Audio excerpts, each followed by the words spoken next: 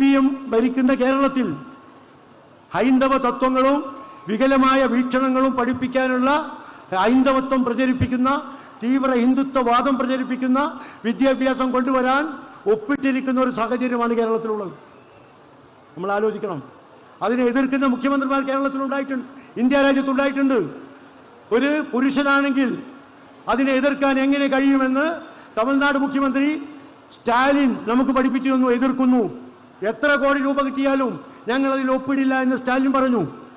ഒരു വനിത, നിങ്ങളെപ്പോലെയുള്ള ഒരു വനിതയാണ് മുഖ്യമന്ത്രിയെങ്കിൽ ഞങ്ങളത് പഠിപ്പിക്കാൻ തയ്യാറില്ല. 10,000 കോടി രൂപ തന്നാലും ഇത്തരം വർഗീയ വിഷം ഞങ്ങളുടെ സംസ്ഥാനത്തിലേക്ക് കൊണ്ടുവരില്ല എന്ന് ഒരു വനിതാ മുഖ്യമന്ത്രിയായ പശ്ചിമ ബംഗാളിലെ മമതാജി പറഞ്ഞു.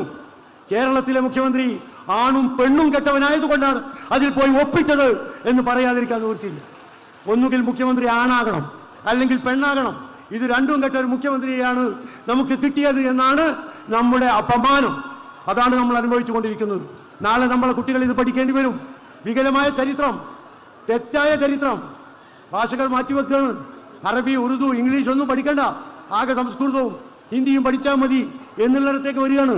പിഞ്ചു പ്രായത്തിൽ ചെറിയ കുട്ടികളെ പോലും അവരുടെ മതത്തെക്കുറിച്ചും അവരുടെ വിശ്വാസത്തെക്കുറിച്ചും അറിയാത്തൊരു വിദ്യാഭ്യാസം നൽകാനുള്ള ശ്രമങ്ങൾ നടന്നുകൊണ്ടിരിക്കുന്നു.